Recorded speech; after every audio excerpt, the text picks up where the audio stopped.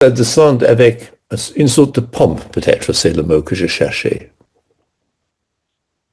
Oui, d'accord. Une pompe, Une pompe, même une faste. voilà, le faste Oui. Mhm. de la nature qui La nature. organise une symphonie. Oui, oui, ça descend avec une puissance mélangée avec une lenteur. Euh, pour dire, Mhm. je suis La la majesté majesté, de la quelque chose. majesté. Mhm. Et aussi, l'autre image qui vient à l'esprit, c'est une autre rivière où, devant la maison que nous avons eue en Irlande, il y avait cette rivière où l'eau coulait euh, avec une vélocité dans un certain endroit. Et cette vélocité, l'incrément de vélocité suivait quand l'eau qui passait rapidement dans un bassin rencontre l'eau qui était effectivement stationnaire dans le bassin. Il y a un tourbillon à côté de cette flux, le mélange des petites vagues avec les tourbillons. Et Mhm. à la lisière de cette descente rapide, on trouve les truites. C'est à la lisière d'eau trouble par les vagues et l'eau stagnante, l'eau croupie, étale dans le bassin. On trouve à cette lisière les truites cachées là. Mais Mhm. ça, ils sont descendus sur la maison, petite à pas. De temps en temps, on est conscient de tap, tap, tap, et voilà, voilà un poisson. Merci beaucoup, Thomas. Tu m'as demandé alors. Eh ben oui, c'est parfait, tout ce qui te venait à Merci. l'esprit. Mm. Donc, un frétillement, c'est vrai, frétillement, c'est drôle. Comment ça se prononce? J'hésite en fait, frétillement, voilà, frétillement. Le frétillement, un mouvement lent. Pratiquement, oui. Voilà, frétillement avec le E muet au milieu. C'est un E muet. Ah bon, Frétille, frétillement. exactement. Mm. Parfait. Là, c'est Merci. parfait. C'était parfait, hein, merci à toi. Merci. Alors, Alice, dans ton pays, quels sont les principaux enjeux autour de l'eau? Est-ce que c'est une ressource précieuse? Est-ce que le fait d'avoir de l'eau, c'est banal? On ne se pose pas trop la question. Il y a différents enjeux. Ça peut être de la pollution, de la préservation, ça peut être les aléas climatiques. Quels sont les enjeux autour de l'eau dans ton pays? Alors, j'habite au Brésil. Les problèmes sont immenses parce qu'il y a de la sécheresse, il y a des inondations. Par contre, il y a aussi beaucoup d'eau, non? C'est disponible, c'est pas cher. Parfois, le problème, c'est en faire la distribution d'eau, l'accès à tout le monde, non? Mhm. Ben, ça veut dire qu'il y a des endroits du pays où les gens n'ont pas d'eau potable. Oui. Mhm. Et comment ils font dans ces cas-là? Ah, c'est triste. Il y a des puits, des camions pour délivrer de l'eau. C'est dur. Ouais. Alors, délivrer, ça serait plutôt le mot anglais, hein, livrer, une Livrer. livraison, hein, pour amener. D'accord. Tu parlais de sécheresse et d'inondation. Est-ce que ça a toujours été le cas? Est-ce que ça se passe dans des endroits bien précis où tout le monde peut être impacté et touché? En fait, les dernières années, il y a été vraiment un problème d'inondation au sud du Brésil. Mais la sécheresse au nord-est est endémique, on peut dire. Oui. Il est toujours là. Mhm. Il y en a toujours eu. Et j'espère qu'un jour, il trouve une solution définitive. Et tu penses qu'on peut trouver des solutions? Bien sûr, oui. Mais il y a beaucoup d'intérêts politiques. C'est dur. Mais ça serait quoi les solutions? Euh, je ne sais pas comment dire, mais il y a des rivières qu'il faut ménager pour garantir qu'il ne chasse pas dans l'été. Et c'est possible, c'est faisible, mais c'est cher, bien sûr. Et il y a beaucoup d'intérêt des gens qui veulent les construire. Et bon, c'est une question. Ouais, donc ça retarde, on peut parler de conflit d'intérêts. Il y a des Bien conflits sûr, oui, d'intérêts c'est ça. qui retardent Hmm, la mise en œuvre des solutions. Donc aménager le cours d'une rivière, et aménager. donc c'est faisable pour la prononciation faisable. Alors en fait, il y a les deux prononciations qui existent. On peut dire en fait, mais c'est vraiment une prononciation très minoritaire. La plupart des gens en France prononcent le T final, en fait. En fait. Alors, c'est Mhm. pas une erreur de dire en fait, hein. Certes, les dictionnaires acceptent cette prononciation, mais elle est vraiment très minoritaire. Donc, pour se faire comprendre, c'est plus facile de le Oui, prononcer. En fait, même si on dit un fait.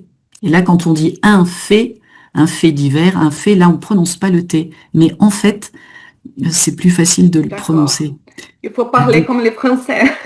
bah, ça dépend, hein. Si tu habites en Suisse, en Belgique ou au Québec, c'est différent, hein. Donc c'est pour ça. Et Mhm. si tu habites, par exemple, dans le sud de la France, certaines prononciations sont différentes aussi. Donc ça dépend de l'objectif, tu vois. C'est pour ça que je préfère préciser. Mhm. Comme ça, toi, tu adaptes.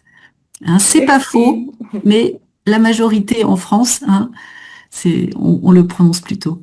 D'accord. Merci Alice. Alors James, c'est quoi les grands enjeux autour de l'eau dans ton pays? Et est-ce que tous les Anglais sont comme toi et aiment bien le concept de l'île? Ça représente quoi le concept de l'île pour toi? C'est être à part de le continent d'Europe, par exemple. Ça nous donne une identité un peu différente.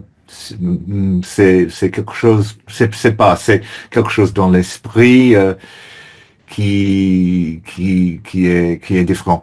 Mais en ce qui concerne l'eau en Angleterre, je pense que le problème, c'est une vieille infrastructure. On a toujours les fuites dans les tuyaux et parce que les entreprises d'eau sont privées, il y a les actionnaires et je pense que les entreprises aiment faire plaisir aux actionnaires plutôt que les usagers.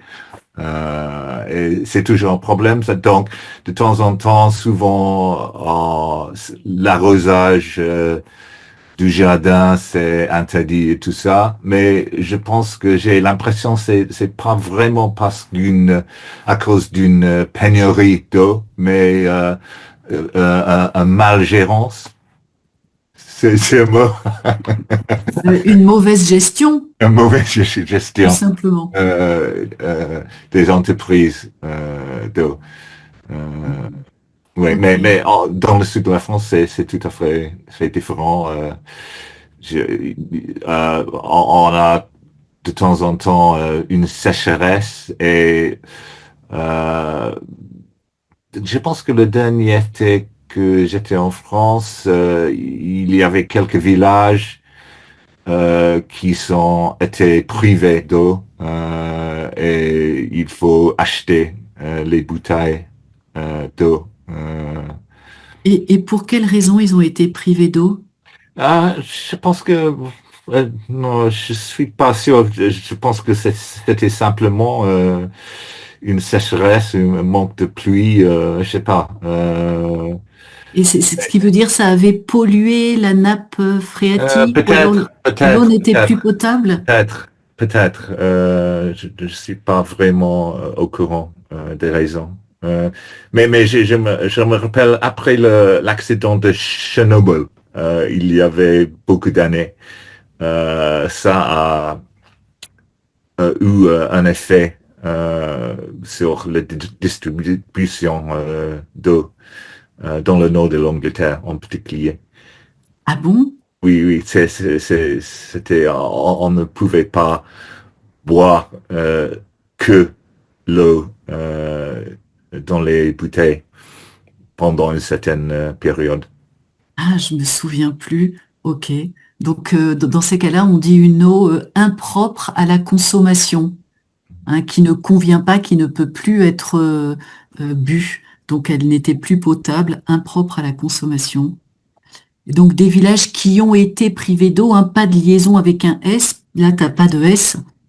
Donc, les restrictions, les mauvaises gestions et une identité différente, hein, l'adjectif au féminin. Et plutôt qu'aux usagers. Ouais, impeccable. Merci à toi, James. Merci. Tu as une question, Alice? Oui, quand on parle de restrictions, est-ce qu'il y a un mot pour dire cotisation? Par exemple, je peux avoir accès à seulement 2 litres par jour. Des cotisations. Des limites précises. C'est Une ça limite que je précise. dis. Parce qu'une cotisation, le mot cotisation existe, mais c'est par exemple les cotisations sociales, les cotisations salariales. C'est de l'argent que tu vas payer une cotisation. Et donc, Une en ration, termes- une ration. Ration, peut-être. ration, rationné. Alors effectivement, quand tu es rationné, ça veut dire que tu pourras utiliser uniquement un certain Ah, montant. oui, Ça, c'est le mot une ration et le verbe c'est ça. effectivement Merci, rationner. James. Oui, c'est James C'est qui va rien. trouver. Parfait, merci James. Merci. Alors Akio, quels sont les enjeux autour de l'eau dans ton pays? Et est-ce que pour toi, le fait d'habiter une île, ça fait partie de la construction de ton identité? Moi qui habite un continent, ça m'intéresse le concept de l'île que je connais pas du tout. Oui, ah oui, oui, oui. D'abord, les enjeux sont peut-être les catastrophes naturelles. Mais on manque rarement d'eau, mais par contre, on a parfois la pluie, des reviennent, parfois au pire des inondations. Et chaque année, on a une saison de pluie. Et puis après, c'est au sud du pays, ça vient de commencer, elle vient de commencer. Et puis, la saison des pluies, ça dépend des régions, mais normalement, elle dure pendant un mois ou un mois et demi. Et puis, en automne, on a une période, on a une saison du typhon. Et donc, pendant presque toute l'année, et du côté nord du pays, en hiver, il neige beaucoup, vraiment beaucoup. Et les habitants ont du mal déneiger tous les jours. Et ça leur demande beaucoup de travail, très dangereux.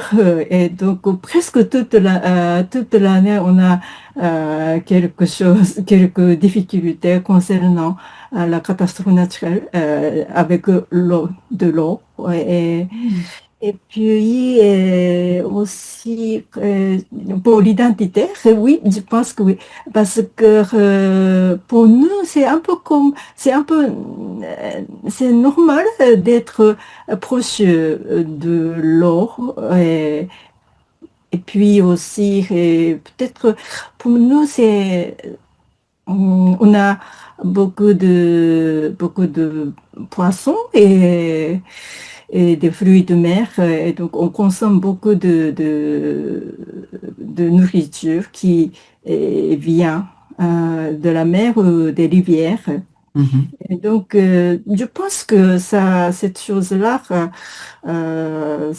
contribue à notre identité. Ouais, super. Et est-ce que cette ressource, tous ces poissons ou ces fruits de mer, est-ce qu'elle est menacée? Est-ce qu'elle est aussi abondante qu'avant? Est-ce que parfois il y a aussi des restrictions de consommation à cause de pollution ou jamais? À cause de la pollution, je pense que c'est à cause du réchauffement climatique. Et parfois, on pêche beaucoup moins de certains poissons. Et dans ce cas-là, les prix augmentent forcément. Et donc, ça dépend vraiment des années. Des ans. Ouais, des années, ça dépend des années. Ah ouais, c'est parfait. Ouais, donc on peut dire il y a une incidence sur le prix, bien sûr, lorsque la ressource est plus rare, et c'était parfait, hein. Merci beaucoup, Akio. Qu'est-ce que j'ai noté? Ouais, ils ont du mal à déneiger, avoir du mal à faire quelque chose. J'ai du mal à m'imaginer la vie sur une île. Donc très bien, les pluies diluviennes, torrentielles. Merci à toi. Alors, Elke, ce serait quoi les enjeux autour de l'eau en Autriche? Chez nous, il y a surtout les glaciers qui reculent. Là, on le voit. Et on a aussi moins de pluie et pas assez de pluie au moment, par exemple. Ça serait important pour les agriculteurs. Mais je crois dans quelques jours, on aura peut-être... Oui, en ce moment. Tu te souviens au moment, tu le dis tout le temps au moment. Oui. En ce moment. Au moins, je réalise après, quand tu l'as dit, j'ai la nouvelle phrase en tête. Le challenge, c'est de l'utiliser encore avant que... Continue à parler et essaye de le réutiliser. Ouais. Pas par pas, je m'améliore. Donc, il y a un peu lent avec moi, je suis désolée. Non, mais je me permets de tu ne fais jamais aucune erreur, Elke. Au contraire, tu parles tellement bien. Donc, il n'a pas assez plu. Il n'y a pas assez de pluie. Oui. Et au moment où on le voit, hein, c'est les agriculteurs attendent. Pardon? Alors, vas-y, analyse la phrase que tu viens de dire. Je n'ai pas dit en ce moment. Non. J'ai encore une fois dit.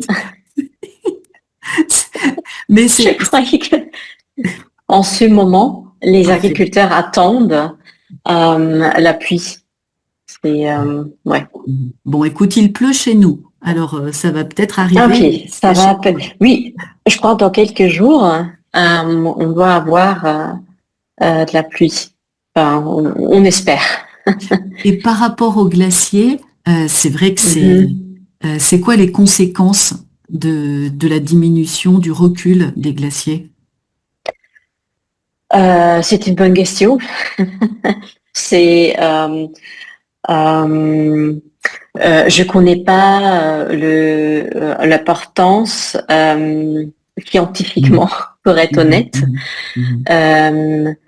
Mais je suppose que pour l'écosystème dans les montagnes, c'est très important. Et j'ai entendu, on l'entend souvent en fait dans les médias, qu'il y a des scientifiques, des chercheurs qui constatent et qui ont des données exactes à quel point ces glaciers se reculent ou reculent, pas se reculent. Mais pour les conséquences exactes, je connais pas trop, pour être honnête. Et donc toi, tu n'as jamais tu n'as jamais subi de restrictions dans l'usage de l'eau. Tu as Non. C'est plutôt, je crois, en Carinthie, plutôt dans le sud, dans des régions, il y a parfois des restrictions concernant l'arrosage et les piscines, par exemple, en été. Mais chez nous, à Vienne, on n'a pas encore ce problème-là, ce défi. Oui. Ouais, parfait. Donc des chercheurs qui font des recherches, mais pas des rechercheurs. Hein, par rapport à l'anglais, hein, c'est différent. Donc un chercheur Un chercheur. un chercheur, une chercheuse, et qui font des recherches scientifiques. C'était parfait, hein. Merci beaucoup, Elke. Merci. Alors, Thomas, quels sont les enjeux autour de l'eau dans ta région, en France ou en Angleterre? James a déjà parlé de la privatisation de la gestion d'eau qui a pris lieu, je crois, dans les années 70 sous notre gouvernement conservateur de Madame Thatcher.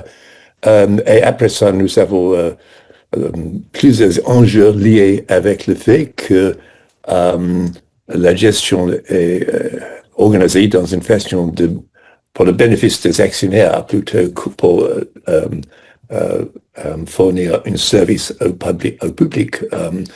Ça commence avec la pollution des rivières parce que les compagnies responsables pour la gestion des eaux sont aussi les compagnies responsables pour la filtration des eaux usées.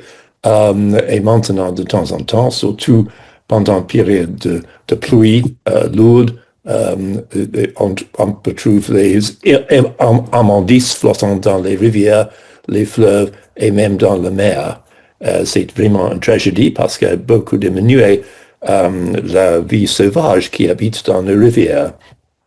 En même temps, en suite de profit de ces compagnies, n'ont pas géré le réseau de distribution et maintenant les tuyaux sont très âgés. Sont corrodés, rouillés, et il y avait beaucoup de fuites pendant l'été dernier. On a des fuites dans le sud d'Angleterre et grande nombre de communautés, dont Tunbridge Wells, par exemple, en Kent, étaient privées d'eau pendant plusieurs mois. Grand problème alors avec la distribution, mais aussi avec le stockage. Parce que maintenant, avec le changement climatique, on a plus qu'assez d'eau pour approvisionner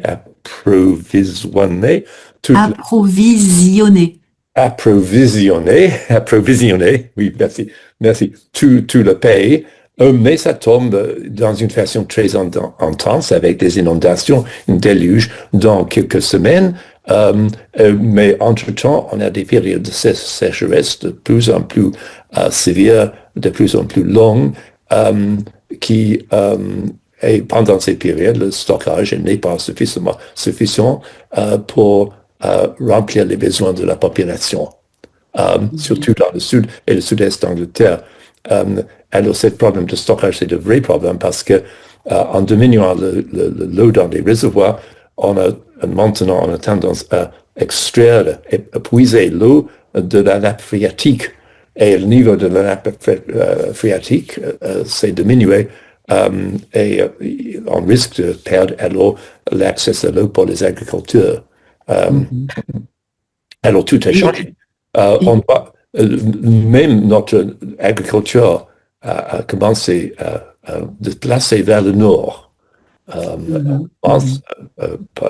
Maintenant, on fait le vignoble dans le sud d'Angleterre et les récoltes sont plus grandes pour les moissons traditionnelles. Il y a plus au nord. Et l'école, c'est très bien, mais il n'y a pas un réseau de distribution pour redistribuer l'eau qui tombe en Écosse vers le reste du pays.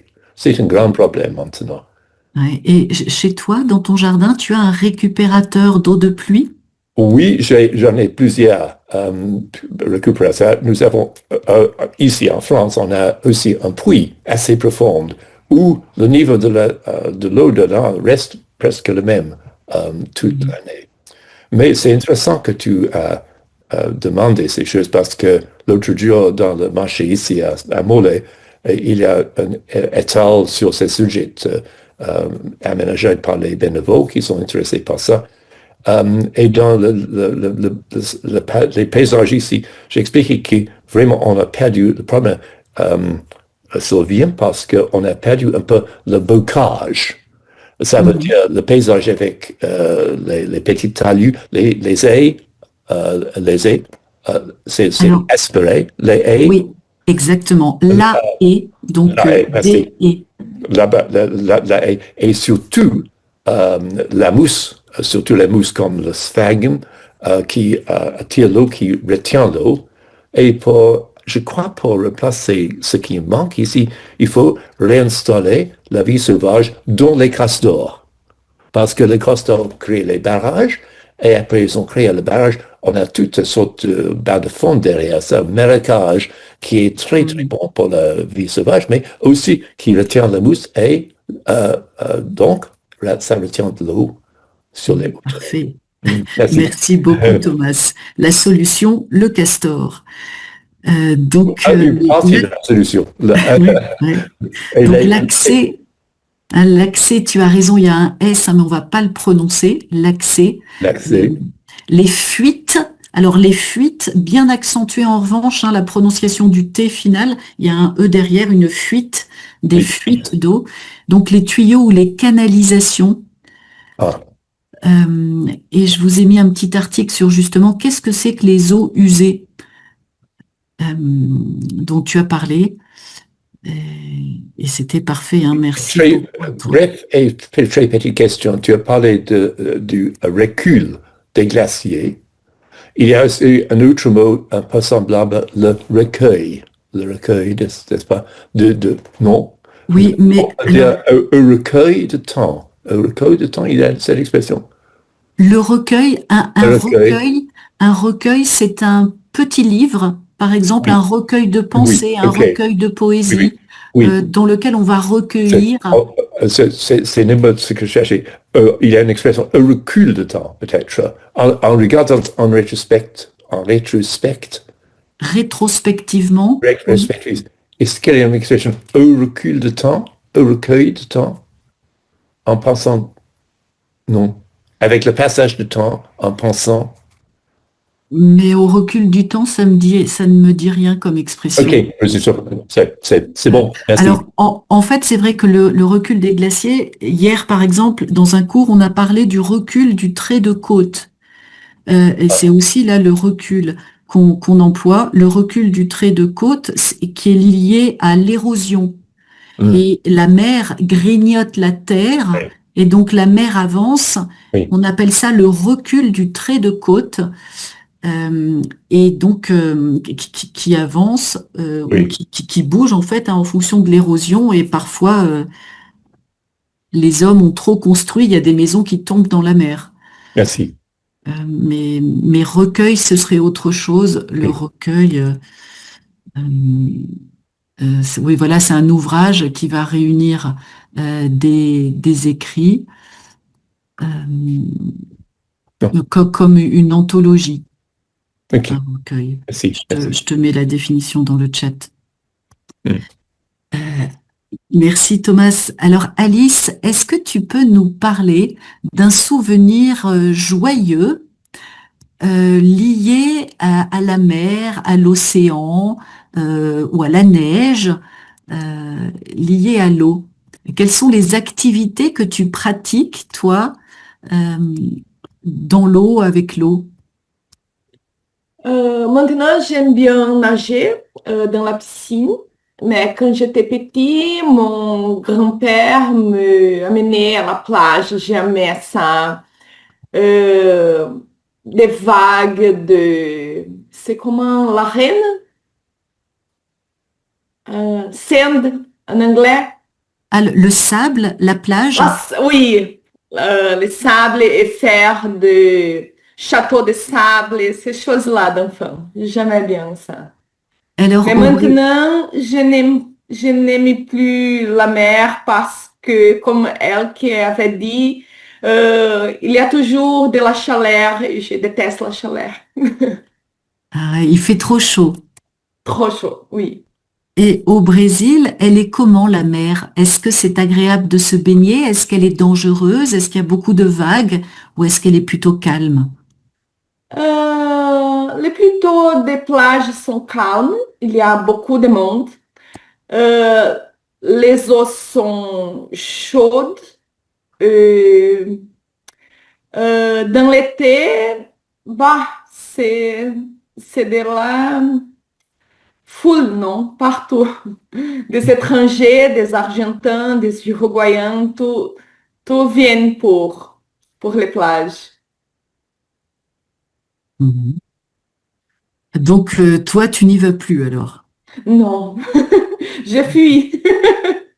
Ok. Mais il y a peut-être une saison plus agréable lorsque les Non. touristes sont passés.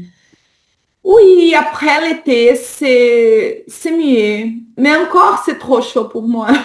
Ah, ok. Mhm. Donc, tous viennent. Là, c'est le Tous pronom, viennent. hein. Tous a la fonction de pronom dans ta phrase et on prononce toujours le S quand tous est Mhm. pronom. Donc, tous viennent. Hein, les plages sont bondées, donc c'est insupportable. Et c'est Mhm. en été, hein, en été, au printemps, en automne, en hiver. Donc, préposition en. Donc, la plupart des plages sont bondées et il fait trop chaud. Et donc, quand j'étais petite, bien faire sonner l'adjectif au féminin. Merci à Mhm. toi. Merci. Alors, James, est-ce que tu peux nous partager un souvenir joyeux lié à la mer? Est-ce que tu as déjà fait de la plongée, toi, pour observer ce qui se Non, passe non, sous la non, surface? non, non, pas du tout. Mais j'ai une petite histoire pas très heureuse, Donc, pas très heureuse, pas très heureuse. pas joyeuse. Dans notre village en France, pendant une période de sécheresse, un voisin a décidé de construire une piscine. Et donc, quand il a fait remplir la piscine, tout le monde était très fâché contre lui parce qu'il y était une pénurie d'eau. Et c'était un peu comme une histoire comme Jean de Florette de nos jours, parce que à la fin, il a quitté le village parce que l'ambiance n'était pas très chaleureuse pour lui. Euh, mais c'est vrai que parce que où j'habite en France, c'est pas sur la côte exactement. On est à 40 minutes de la côte, donc il y a pas mal de gens qui ont des piscines. Mais Les autres étaient jaloux, en fait. non, non, je sais pas. Je pense que c'était C'est euh, pas le bon moment. C'était que ça. C'était Mm. dans une période d'extrême sécheresse. Et, Mm. parce qu'il y a des autres qui avaient les piscines, mais qui étaient quand même pleines, mais je sais pas, ce que tout le monde, pas moi, Mm. mais tous les Français quand même. Non, non, tous les autres. Les riverains, oui, Ils se sont ligués contre lui, oui, oui, je pense qu'il peut-être il était un peu trop. un peu Euh, trop égoïste. oui, non, non, je pense que il pouvait rester, mais il l'a pris mal. Oui. Ouais. Pour nous, comme spectateurs, c'était assez amusant comme histoire, mais pour lui, non. Ouais. Ouais, non, ça c'est pas très drôle ton histoire. Mais, en te baignant devant ta fenêtre, dans la mer devant ta fenêtre, est-ce que tu as déjà eu peur des éléments? Pour moi, comme c'est pour moi comme j'ai plus vert que quand, évidemment, que quand je suis arrivé ici. C'est très rade pour sortir de la mer. C'est pas exactement facile. Et aussi, le mer peut être un peu trop agité. De temps en temps, c'est difficile de juger si c'est sain, sauf et sain pour nager. Et de temps en temps, on peut ne voir par les courants et tout ça. Et ça peut être un peu... Il y a un peu de danger lié à la natation de temps en Et temps. la plage n'est pas surveillée toute l'année. Non, non, non, pas du tout. C'est pas vraiment... c'est que comment le dire, les pierres, les galets, Mhm. euh, Une plage de galets. que les sables. C'est pas la plage la plus jolie au monde. Mais c'est très bien pour la natation parce que c'est assez profond Mhm. après quelques pas. Mais pour les enfants, peut-être pas. Mhm. Ok. Donc c'est risqué, peut-être que c'est risqué ou dangereux, c'est pas facile à apprécier le danger. Donc la plage de Galets et se liguer contre quelqu'un, donc une ambiance chaleureuse et donc une pénurie. Parfait, hein, merci beaucoup James. Alors Akio, as-tu un souvenir heureux à nous partager? Tu aimes bien nager aussi? Est-ce que de temps en temps tu te baignes au Ah, Japon? en fait, je ne baigne plus maintenant. J'ai j'ai la flemme. Mais Flemme, flemme, flemme. Mais flemme. comment ça, tu as la flemme? Mais, Pourquoi? Quel effort ça demande? je dois changer, je Mhm. dois me doucher. Et ça, je me contente de contempler la mer. Et comme j'aime beaucoup, la mer me détend vraiment. Donc, quand je suis en vacances, je choisis toujours, très souvent, et principalement quelque part à côté de la mer. Et je réserve un hôtel et je choisis une chambre qui donne sur la mer Mhm. ou le port. Et puis aussi, d'une fois, j'ai fait une croisière et j'ai voyagé pendant une semaine en paquebot. De luxe peut-être, pas trop trop luxe, Waouh! mais c'était un très bon marché.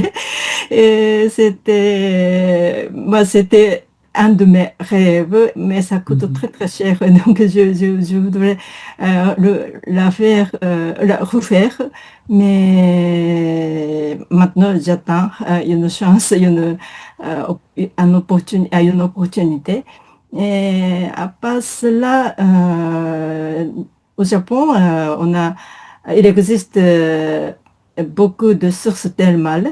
Et donc, c'est aussi un des plaisirs des Japonais, et moi y compris. Mhm. Ouais, ça c'est agréable. Alors tu m'as fait penser, tu as entendu parler de cette croisière, ce bateau qui est en quarantaine en ce moment parce qu'il y a des cas mortels sur le bateau. Ça va te Ah, faire réfléchir, hein, avant d'acheter ton billet pour une prochaine croisière. Je te mets un article dans le chat. voilà. C'est une actualité, une histoire de cas sur un bateau de croisière. D'accord. Voilà, pour te dissuader ou te faire réfléchir avant. Ben, cet article-là a l'air très complet. Je te le mets dans le chat. Donc, se changer, très bien. Un lieu de villégiature, c'est le lieu où tu vas passer tes vacances avec vue sur mer. Impeccable. Merci beaucoup, Akio. Ok. C'était parfait. Alors, Elke, est-ce que tu as un souvenir joyeux, heureux avec l'eau? Est-ce que toi, tu as appris à nager facilement? Est-ce que tu vas nager? Est-ce que tu nages plus facilement dans un lac, dans des rivières? Ou comme tu n'aimes pas trop les bords Euh, de mer? oui, en fait, les lacs en Autriche, ça, c'est très joli. C'est un peu moins chaud, mais quand même en été, c'est quand même chaud. Et souvent, les lacs sont entourés des montagnes. Ça fait très joli aussi. On peut faire les deux choses. On peut se baigner et nager, mais on peut aussi faire des randonnées. Alors, c'est très agréable. Je fais un peu de la pub pour l'Autriche. Venez, venez. Euh, Pour se alors, rafraîchir, c'est vrai qu'en temps de oui. canicule. Oui, alors ça c'est agréable. Et j'ai appris la natation avec mon père. Je crois que cela m'a pris un peu de temps, mais ça allait, je crois. Alors j'ai jamais suivi de cours parce que maintenant c'est quelque chose que tous les parents avec leurs enfants font normalement, hein, mais là j'ai pas suivi de cours formels, mais j'ai appris avec mon père. Pour des souvenirs, j'ai un souvenir qui est agréable. J'ai eu une amie de l'école primaire et leurs parents avaient une piscine. Alors, et j'ai rendu visite souvent à cette amie, surtout en été, bien sûr. Et on a toujours, parce que c'était tout près de notre maison, peut-être une minute à pied. Alors j'ai pu voir leur maison et les fenêtres, et elle aussi. Et comme ça, on nous a pas appelés, mais on a mis un drap blanc dans la fenêtre. Et ça, c'était le signe. Moi, j'ai le temps. Pour se rencontrer, où elle a fait la même chose et comme ça on s'est rencontrés parfois aussi chez elle pour nager dans la piscine, mais pas seulement ça c'est un beau souvenir, hein. Pas de portable disponible. Génial. On a eu la téléphone, bien sûr, le téléphone, mais quand même, c'était notre signe pour dire, moi, j'ai le temps, si tu veux, tu peux venir. C'est génial. Donc, on affichait un drap blanc à la fenêtre, hein, on communiquait grâce à un code. C'était un code, donc on ne s'appelait pas, un souvenir marquant. Parfait, merci beaucoup, Elke. Merci. Alors, Thomas, as-tu un souvenir joyeux lié à une plongée ou à une partie de pêche? Tu nous as parlé de saumon et de truite. En ouvrant ton micro est fermé.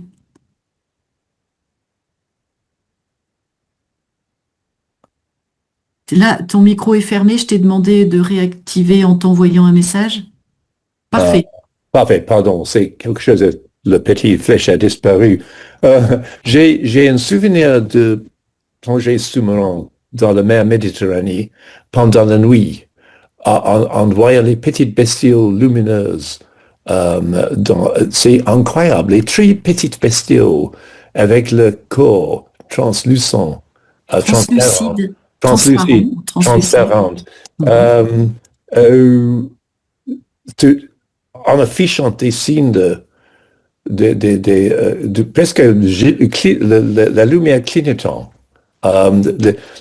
les signes aux autres bestioles pour dire, afficher le fait qu'ils sont, c'est la terre, ils revendiquent le territoire peut-être, ils cherchent un copain, ils cherchent de la nourriture, mais c'est extraordinaire, c'est ce sentiment sous la mer, et dans le même endroit, en nageant pendant la nuit. Il y a une partie de Chypre qui s'appelle le manche de la poêle. C'est une partie est qui a été effectivement pris par les Turcs en 1974. Et là, on n'a pas développé le tourisme de masse. Il n'y a rien, il y a de lumière pendant la nuit. Et en faisant pendant la nuit, pas se plonger, mais seulement nager dans la mer qui est chaude, on produit une bioluminescence dans l'eau comme les étoiles qui explosent tout autour. Avec chaque brassée on fait dans la mer, on peut voir ces étincelles de lumière. Et c'était un souvenir bien marquant parce qu'on peut regarder dans le ciel sans la pollution de lumière, les étoiles, et dans l'eau, quand on piquait la tête sous l'eau, on peut voir les étincelles venues de toute cette bioluminescence dans l'eau qui était perturbée un peu par nos mouvements. Chaque mouvement était tourné par un sentiment. C'est mémorable. Ça s'appelle la plage de Hassan. C'est rien un peu origine tentée, mais... C'était un bain de minuit? Oui, exactement. de minuit ou après minuit, dans cette eau tiède avec le un gentil vent doux venu de la mer, aussi tiède, chaleur, mais pas très intense, dans ces lumières. Alors, tu sais ce que ça signifie le bain de minuit? Quand tu dis un bain de minuit, ça sous-entend quelque chose, le bain de minuit. Ah oui, je peux imaginer. Généralement, lorsque tu fais un bain de minuit, tu te baignes sans maillot de bain. Oui, on n'avait vraiment pas besoin de maillot de bain. Et je ne me souviens pas si on portait des maillots de bain, mais ça Donc, il vaut mieux le préciser. Si quelqu'un t'invite à un bain de minuit, il faut mieux préciser les choses. Merci, Judith. Mais oui, ça devait être magnifique. Ah oui. En effet. Donc, pas de pollution lumineuse et une partie préservée du tourisme qui avait été envahie par les Turcs. Donc, la lumière clignotante au féminin. Ah oui, clignotante, oui. Et la plongée sous-marine.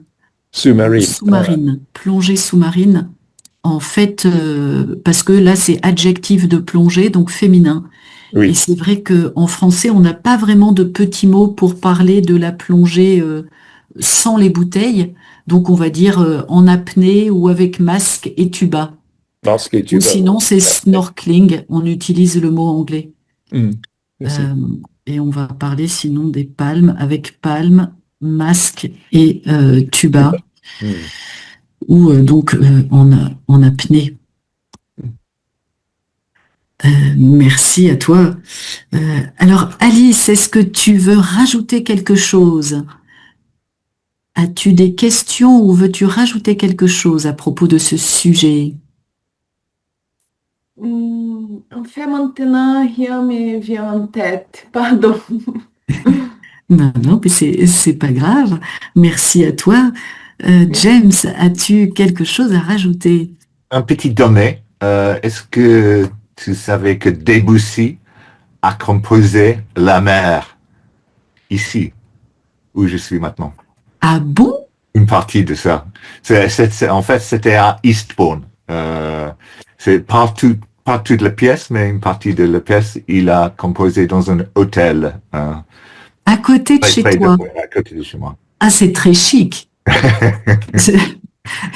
C'est très chic, James. Je ne savais pas qu'il l'avait composé là-bas. Donc, toi, quand tu regardes, quand tu contemples la mer, tu penses au regard de cet artiste sur ce même paysage. Plutôt Charles Trenet. Ouais. Alors là, pour le coup, c'est lorsque tu es en France. Charles Trenet, il aimait bien le sud de la France. Merci à toi. Akio, est-ce que tu veux rajouter quelque chose? Concernant l'article que l'actualité que tu m'as présenté, en fait, au Japon aussi, avant juste le début du Covid, il y a eu un cas comme ça, et donc un paquebot de luxe sur le bateau. On dirait sur le paquebot. Sur le paquebot. Il y a des cas du Covid et donc pendant quelques jours, les passagers ont été, ils se sont enfermés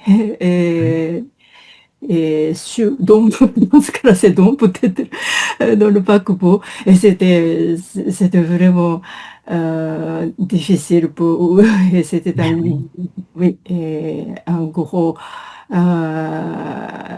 grande nouvelle à ce moment-là. C'était juste le début de la pandémie. Oui, c'est ça. Donc, il devait avoir très peur. Donc, c'est être en quarantaine. En fait, c'est être exclu d'un groupe, placé dans un isolement forcé. Tu es obligé de rester en quarantaine pendant un certain nombre de jours, même si ça vient du nombre 40. Quarantaine, c'est pas forcément 40 jours. Mais être en quarantaine, c'est être isolé le temps qu'on comprenne, le temps. Et là, les pauvres, certains pays refusent que le paquebot s'arrête, tu vois. les pauvres. Elke, est-ce que tu veux rajouter quelque chose à propos de J'aurais une question. Il y avait le mot frétiller, je crois. Non? Parce que je ne me souviens pas dans quel contexte on pourrait l'utiliser. Alors, Parce que j'ai regardé dans le dictionnaire, mais... Ouais. Alors, en fait, c'est Thomas nous a expliqué que les poissons frétillaient dans la rivière. Ok. Et il remarquait un frétillement. Exactement. Le frétillement, okay. On l'emploie surtout pour les animaux. D'accord. Regarde, je te mets la définition du Larousse pour le verbe. Parfait, merci. Frétiller. Et donc, c'est ça, c'est remuer, s'agiter par des mouvements vifs et courts. Le chien frétille de la queue dès qu'il aperçoit son maître. Alors, on pourrait dire aussi pour les gens, c'était le deuxième sens du verbe dans le Larousse, frétiller comme s'agiter sur la piste de danse, par exemple. Les gens frétillent, se trémousser, frétiller. Mais on l'emploie surtout pour les animaux. Je vois, merci. Donc un frétillement. Merci à toi. Thomas, est-ce que tu veux rajouter quelque chose? Merci pour le lien, Judith. Je crois que c'est le hantavirus sur cette croisière. Il y a un détective fictionnaire qui a parlé de chercher la femme. Et ici, dans ce qui concerne le hantavirus, il faut chercher le rodent, peut-être une souris ou un rat. Parce que c'est lié avec ça. Alors, c'est peut-être pas comme le Covid, c'est une transmission par les puces, je crois, d'un rat ou une souris. Chercher l'hantavirus. C'est le okay. Et j'ai trouvé, c'est avec le recul. Avec le recul, c'est ça, en rétrospective. Oui, avec le recul, je m'aperçois que tu as raison. Avec le recul, tu as tout à fait raison. C'est une très bonne expression. Avec le recul, je pense que j'aurais dû faire ça, mais sur le moment, je me suis pas rendu compte. Mais avec le recul, je comprends à présent. Merci beaucoup. Cette expression. Judith, merci. Merci à tous, c'était un plaisir d'échanger avec vous. Je vous souhaite une très bonne journée dans l'académie et si vous le souhaitez, vous pouvez rester avec nous. On va terminer aujourd'hui notre lecture de Stupeur et tremblement d'Amélie Nothomb et on commencera la semaine prochaine un nouveau livre. Bienvenue à tous. Bonjour Sandra, bonjour Martine, bonjour Louisa, bienvenue Maïda, bonjour Laura, Valéria, Andreas et Marie. Donc, je vous partage tout de suite mon écran. Et vous vous souvenez, dans les épisodes précédents, Amélie est allée présenter sa démission à son N+1, son N+2, son N+3. Elle doit présenter sa démission à tous ses supérieurs, en commençant par Fubuki, sa supérieure directe. Elle est allée voir Monsieur Saito et donc là, elle est allée voir Monsieur Omoshi. Donc on avait commencé la semaine dernière à lire cette partie, on va reprendre ici. Donc n'hésitez pas à lever la main si vous souhaitez lire. Et puis à la fin, on gardera plus de temps pour discuter du livre pour que vous puissiez me donner votre avis. Alors Thomas, est-ce que tu peux commencer pour nous? On va commencer ici. Bonjour Judith, bonjour tout le monde. Ce fut au tour de Monsieur Omoshi. J'étais mort de peur à l'idée de me trouver seul avec lui dans son bureau. J'avais tort. Le vice-président était de l'excellente humeur. Il me vit et s'exclama « Amélie-san !» Il le dit de cette façon nippone et formidable qui consiste à confirmer l'existence d'une personne en lançant son nom en l'air. Il avait parlé la bouche pleine. Rien qu'au son de sa voix, j'essayais de diagnostiquer la nature de ces aliments. Ce devait être pâteux, collant, le genre de choses dont il faut désengluer ses dents avant que sa langue pendant la longue minute. Pas assez adhérente au palais, cependant, pour être du caramel, trop gras pour être du lacet de réglisse, trop épais pour être du marshmallow. Mystère. Je me lançais dans ma litanie, maintenant bien rodée. Nous approchons du terme de mon contrat et je voulais vous annoncer avec regret que je pourrais le reconduire. Vous annoncez avec la liaison. Ah oui, ainsi. La friandise posée sur ses genoux m'était dissimulée par le bureau. Il emporta une nouvelle ration à sa bouche. Les gros doigts me cachaient cette cargaison qui fut engloutée sans que j'aie pu en apercevoir la couleur. J'en fus contrarié.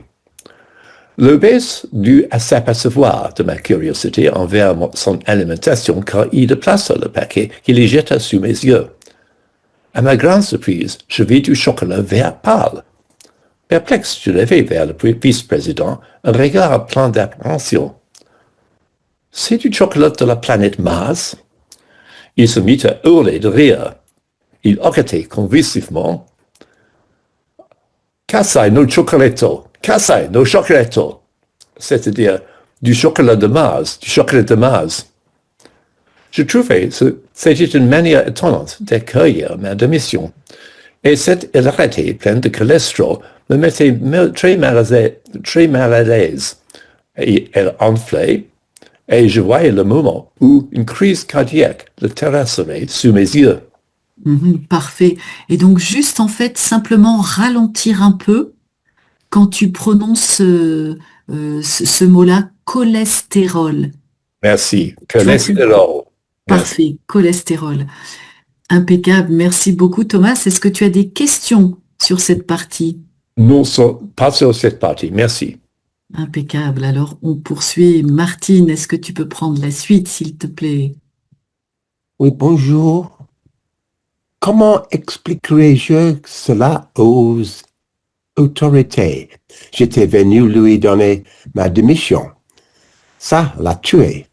Aucun membre de la compagnie Yumimoto ne goberait pareille version. Version. Parfait. J'étais le genre d'employé dont le départ ne pouvait être qu'une excellente nouvelle. Quant à l'histoire de chocolat vert, personne n'y croirait. On ne meurt pas à cause d'une latte de chocolat, fut-elle couleur de chlorophylle. La thèse de l'assassinat se révélerait beaucoup plus crédible. Ce ne serait pas les mobiles qui m'auraient manqué. Bref, il fallait espérer que M.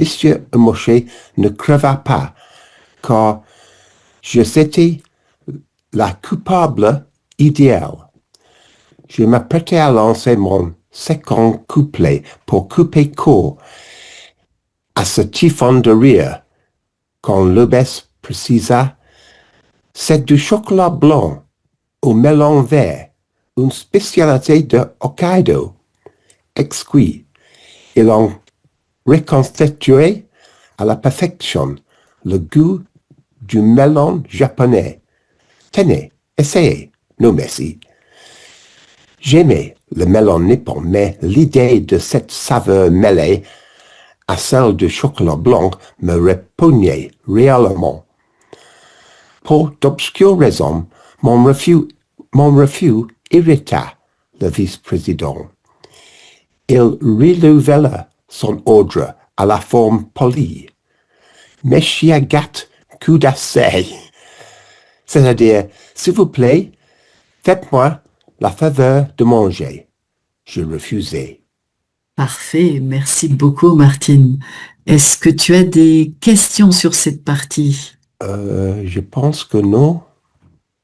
Donc ici, il y avait une erreur dans le texte, il nous manquait la cédille, Oh oui. mais tu l'as très bien prononcé, ça l'a tué.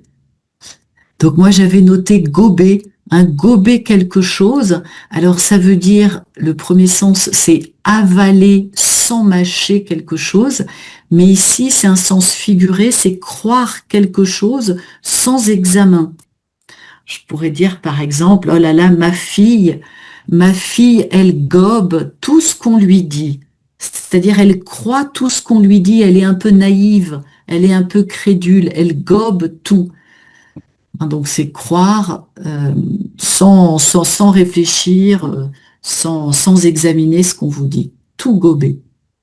Et donc, latte de chocolat, je me souviens, on en avait parlé.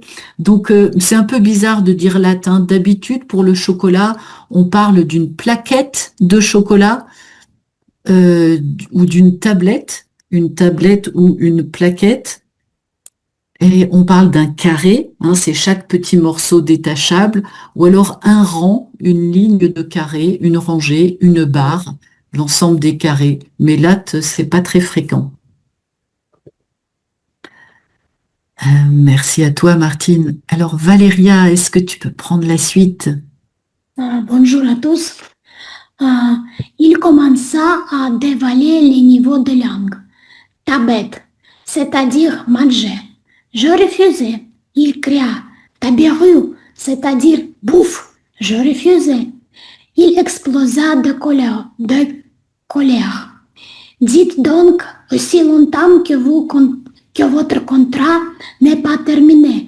Vous devez m'obéir. Qu'est-ce que cela peut vous faire?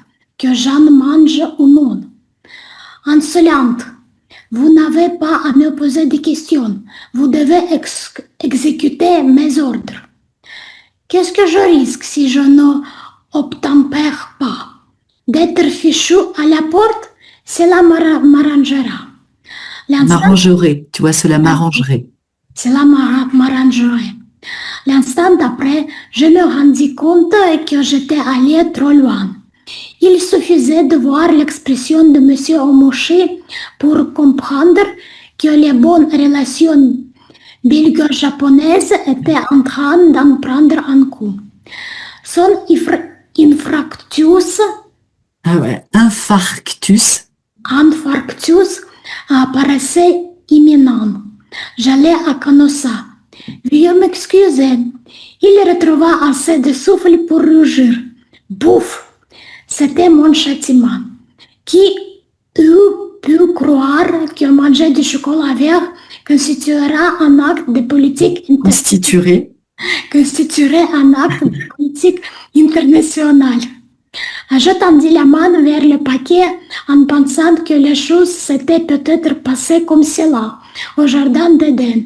Ève n'avait aucune envie de croquer la pomme, mais un serpent obèse, pris d'une crise de aussi soudaine qu'inexplicable. Inexplicable, là je prononce bien le i parce que la nasale tombe derrière, j'ai une voyelle. Donc il n'y a plus le son 1, mais on prononce i. Qu'inexplicable l'y avait contrainte. Je coupais un carré verdâtre et le portais à ma bouche. Parfait, merci beaucoup Valéria. Alors je m'aperçois qu'on n'a pas expliqué ici aller à Canossa. C'est une expression ici, aller à Canossa. En fait, ça veut dire que elle va s'excuser finalement et faire acte de contrition, en fait. Hein. C'est un peu ça. Alors, pénitence de Canossa, où en fait c'est lié à Henri IV. Alors attendez, on va le chercher ensemble parce que ça vaut le coup de bien expliquer. Alors, aller à Canossa, je savais pas que ça remontait à Henri IV. Donc c'est en Italie, commune d'Italie, Émilie-Romagne, en janvier 1077, le futur empereur germanique Henri IV y vint solliciter son pardon du pape Grégoire VII parce qu'il avait été victime d'une excommunication, d'où l'expression aller à Canossa, c'est s'humilier devant son adversaire. En fait, faire acte de repentance quand on a fait quelque chose qui n'était pas bien, hein, être humilié, voilà, opposa l'empereur allemand et le Vatican. Le pape décida d'excommunier l'empereur qui perdit le soutien de ses vassaux. Il fut obligé de s'excuser à Canossa, donc en Italie, dans cet endroit de l'Italie, dans cette ville, en tenue de pénitent pour obtenir son pardon. Donc voilà, aller à Canossa. Est-ce que tu as d'autres questions, Valéria? Non, c'est tout clair. C'est drôle. Parfait, merci à toi. Sandra, est-ce que tu peux prendre la suite, s'il te plaît? Oui, bonjour à tous. C'était surtout cette couleur qui me rebutait. Je marchais à ma grande honte. Je trouvais que c'était loin d'être mauvais. C'est délicieux, dis-je à contre-cœur. Ah, ah, c'est bon, hein? Le chocolat de planète Mars. Il triomphait. Les relations nippo-belges étaient à nouveau excellentes. Quand je déglutis, Déglutis, hein, déglutir, la Déglutis. déglutition, parfait. ok, quand j'ai dégluti la cause de casus belli, j'entamais la suite de mon numéro. La compagnie Yuminamoto m'a donné de multiples occasions de faire mes preuves. Je lui en serai éternellement reconnaissante. Hélas, je n'ai pas pu me montrer à la hauteur de l'honneur qui m'était accordé. D'abord, interloqué sans doute parce qu'il avait totalement oublié ce dont j'étais venu lui parler. Monsieur Omoji éclata de rire. Dans ma douce candeur, j'avais imaginé qu'en m'humiliant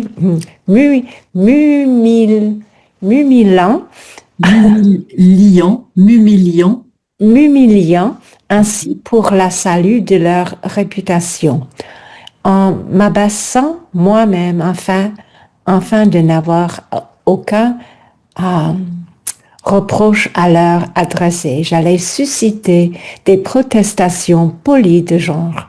Si, voyons, vous étiez à la hauteur. Or, c'était la 3e fois que je sortais mon laïus. Parfait, un laïus. Laïus, et il n'y avait toujours pas eu de dénégation. Dénégation, dénégation, c'est-à-dire dire non, négation. Ah, dénégation. Bon. Il y a toujours personne qui lui a dit mais non, enfin. Ah oui, c'est ça. Pas de dénégation. Fubuki, loin de contester mes manques, avait tenu à préciser que mon cas était plus grave encore. Monsieur Saito, si gêné qu'il fût de mes aventures, n'avait pas mis en cause la bien fondée de mon auto-dénigrement. Quant au vice-président, non seulement il ne trouvait rien à redire à mes allégations, mais il les accueillait avec une hilarité de plus enthousiaste. Ouais, des plus enthousiastes. Plus enthousiaste. Merci beaucoup, Sandra. Merci. Est-ce que tu as des questions sur cette partie? Alors, un laïus, mais tu l'avais très bien prononcé, un laïus, c'est soit une allocution, donc un discours que tu vas prononcer, ou alors un discours vague. Voilà, un laïus, c'est un peu du blabla, il y a un laïus. Parfois, on l'emploie pour parler aussi d'un long discours. Alors, les allégations, donc ce sont des affirmations. Donc, puisque c'est Amélie qui dit ce qu'elle pense de son travail, donc ce sont des allégations, ces affirmations à elle. Donc, on a ici le casus belli. Donc, un casus belli, c'est un acte de nature à motiver une déclaration de guerre, un sujet de dissension entre des personnes ou des groupes, un casus belli. Et ici, donc, déglutir, donc avaler soit des aliments, soit de la salive, déglutir. Merci à toi, Sandra. Alors, Akio, est-ce que tu peux prendre la suite, s'il te plaît? Ce constat me rappela le mot d'André Mauroy. Ne dites pas trop de mal de vous-même, on vous croirait. L'ogre tira de sa poche un mouchoir, sécha ses larmes de rire et, à ma grande stupeur, se moucha, ce qui est au Japon l'un des combles de la grossièreté. Étais-je et donc tombé si bas que l'on pouvait sans vergogne vider son nez devant moi. Ensuite, il soupira, amélisant. Il n'ajouta rien. J'en conclus que, pour lui, l'affaire était close. Je me levai, saluai et partis sans demander mon reste. Il ne me restait plus que Dieu. Et jamais je ne fus aussi nippone qu'en remettant ma démission au président. Devant lui, ma gêne était sincère et s'exprimait par un sourire crispé, entrecoupé de hoquets étouffés. Monsieur Haneda me reçut avec une extrême gentillesse dans son bureau immense et lumineux. Nous approchons du terme de mon contrat et je voulais vous annoncer avec regret que je ne pourrai le reconduire. Bien sûr, je vous comprends. Il était le premier à commenter ma décision avec humanité. La compagnie Yumimoto m'a donné de multiples occasions de faire mes preuves. Je lui en serai éternellement reconnaissante. Hélas, je n'ai pas pu me montrer à la hauteur de l'honneur qui m'était accordé. Il réagit aussitôt. Ce n'est pas vrai, vous le savez bien. Votre collaboration avec M. Tenshi a démontré que vous avez d'excellentes capacités dans les domaines qui vous conviennent. Ah, quand même. Il ajouta en soupirant. Vous n'avez pas eu de chance, vous n'êtes pas arrivé au bon moment. Je vous donne raison de partir, mais sachez que si un jour vous changiez d'avis, vous seriez ici la bienvenue. Je ne suis certainement pas le seul à qui vous manquerez.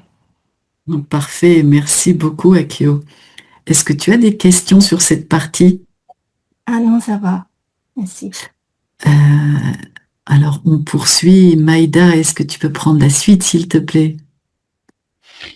Oui, je suis persuadée qu'il se trompait sur ce point. Cela ne m'en émut pas moins. Il parlait avec une bonté si convaincante que je fus presque triste à l'idée de quitter cette entreprise. Nouvel an. 3 jours de repos rituel et obligatoire. Un tel farniente, Oui, oui, c'est l'italien, voilà. a quelque chose de traumatisant pour les Japonais. Pendant 3 jours et 3 nuits, il n'est même pas permis de cuisiner. On mange de mets froids préparés à l'avance et entreposés dans de superbes boîtes de lac.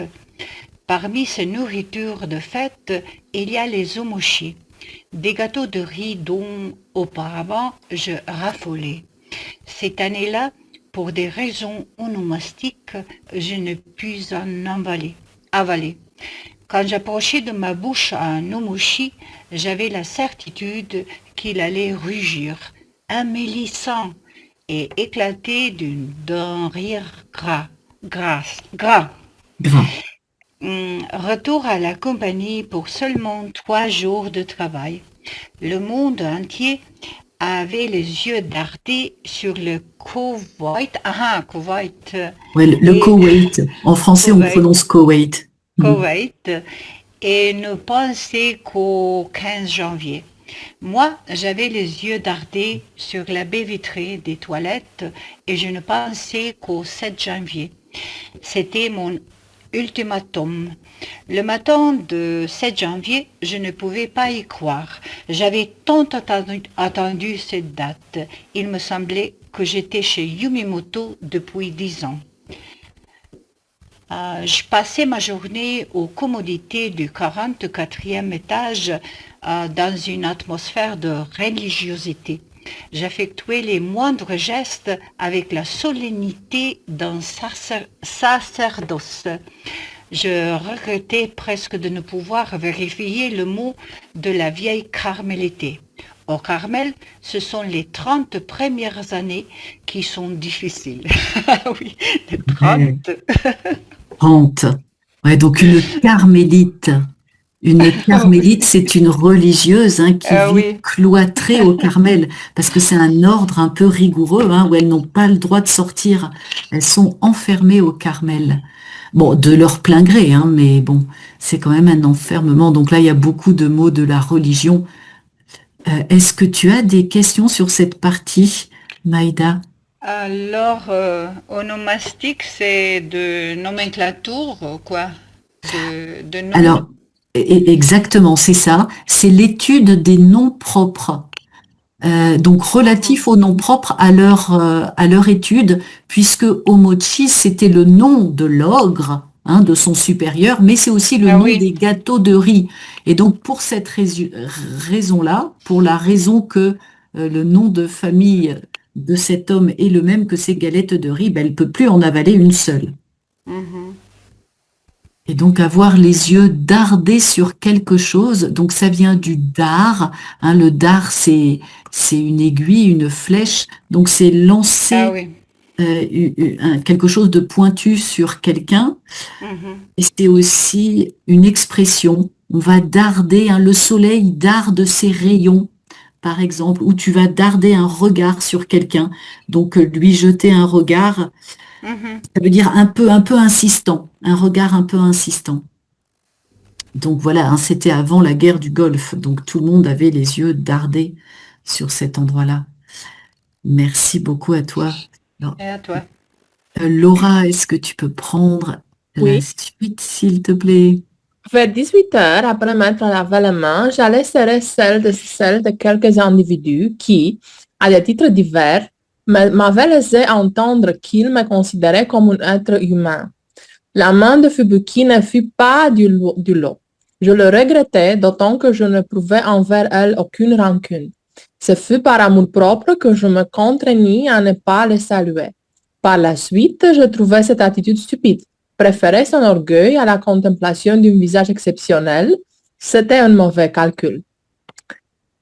À 18h30, je retournai une dernière fois au Carmel. Les toilettes pour dames étaient désertes. La laideur de l'éclairage au néon ne m'empêcha pas d'avoir la cœur serrée. C'est moi de ma vie? Non, de mon temps sur cette planète s'était écoulé ici. Pas de quoi être nostalgique, et pourtant ma gorge se nouait. D'instant, je marchais vers la fenêtre. Je collais mon front à la vitre et je sus que c'était cela qui me manquerait. Il n'était pas donné à tout le monde de dominer la ville du haut du 44e étage. La fenêtre était la frontière entre la lumière horrible et l'admirable obscurité, entre le cabinet de l'infini, entre l'hygiénique et l'impossible à laver, entre la chasse d'eau et le ciel. Aussi longtemps qu'il existerait des fenêtres, le moindre humain de la terre aurait sa part de liberté. Une ultime fois, je me jetais dans la vide. Je regardais mon corps tomber. Quand je contente ma soif de défenestration, je quittais les meubles Yumimoto. On ne m'y revit jamais. Quelques jours plus tard, je retournais en Europe. Voilà, donc j'eus contenté, contenter quelque chose, donc c'est satisfaire, satisfaire sa soif. Quand j'eus contenté ma soif de défenestration. Tu peux poursuivre? Oui. Le 14 janvier... 14 janvier 1991, je commençais à écrire un manuscrit dont le titre était « Hygiène de l'assassin ». Le 15 janvier était la date de l'ultimatum américain contre l'Irak. Le 17 janvier, ce fut la guerre. Le 18 janvier... Parfait, impeccable. Merci Laura. Est-ce que tu as des questions sur cette partie? Non. Pas du tout. Alors, on arrive à la fin. Alors, Louisa, il nous reste ça. Vas-y, on t'écoute. Le 18, oui? Oui. Le 18 janvier, à l'autre bout de la planète, Fubuki Mori eut 30 ans. Le temps, conformément à sa vieille habitude, passa. En 1992, mon premier roman fut publié. en 1993, j'ai reçu une lettre de Tokyo. Le texte en était ainsi libellé. Amélie-san, félicitations, Mori Fubuki. Ce mot avait de quoi me faire plaisir, mais il comportait un détail qui me ravit au plus haut point. Il était écrit en japonais. Ouais, merci beaucoup à toi. Donc, on est arrivé à la fin du roman. Alors, garde la parole, Louisa, puis Morgana, on n'a pas eu le temps de lire, mais tu vas pouvoir réagir aussi. Alors, Louisa, qu'est-ce que tu en penses justement, cette dernière phrase finale, à ton avis, qu'est-ce qu'elle signifie? Il comportait un détail qui me ravit au plus haut point. Il était écrit en japonais. Alors finalement, à ton avis, qu'est-ce que ça veut dire cette phrase par rapport à tout ce qu'elle a vécu comme déconvenu quand même? Donc, je lis seulement la dernière part de ce livre parce que je suis arrivée presque un mois que je... tu n'as pas... oui. Donc, probablement, c'est une façon avec laquelle elle se sent pas du Japon. Oui, je pense que ça veut dire... Ouais, elle est ravie de ça, orgueilleuse d'être part du Japon. Mais je n'ai aucune idée de la première part du livre. Donc Et est-ce que ça t'a donné envie de relire la première partie? Oui, je suis en train de lire un livre conseillé par Sébastien, le livre que nous allons lire, non? Après, c'est ça. Livre que je lis en italien, donc je dois aussi travailler quelquefois. Ben oui, bien sûr, ça demande beaucoup de temps. Hein. Je comprends, il faut aussi travailler. J'aimerais bien étudier et lire français pendant le jour. Mais toute la journée. Oui, toute la journée. Malheureusement, pas tout. Merci à toi, Louisa. Merci à toi, Julie. Alors Laura, qu'est-ce que tu en as pensé de cet ouvrage, de ce livre? Est-ce que tu as aimé le style d'Amélie Nothomb? Et à ton avis, pourquoi ça se termine comme ça, sur cette phrase? C'est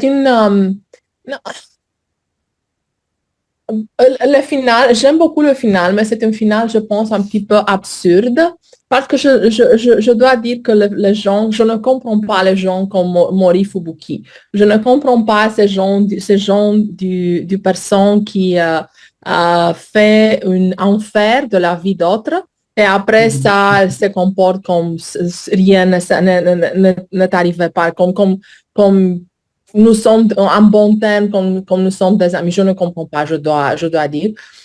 Oui, c'est un final, je dois dire, c'est un final très, très inspiré. Je pense que maintenant, c'est difficile d'imaginer un autre final. C'est un livre qui est difficile à finir, c'est un roman qui est difficile à finir, parce qu'ils sont des autres livres. Mais ici, on ne peut pas avoir une autre finale qui aurait plus plausible que cette finale. Mais donc un final ou une fin qui soit plausible. Plausible, oui.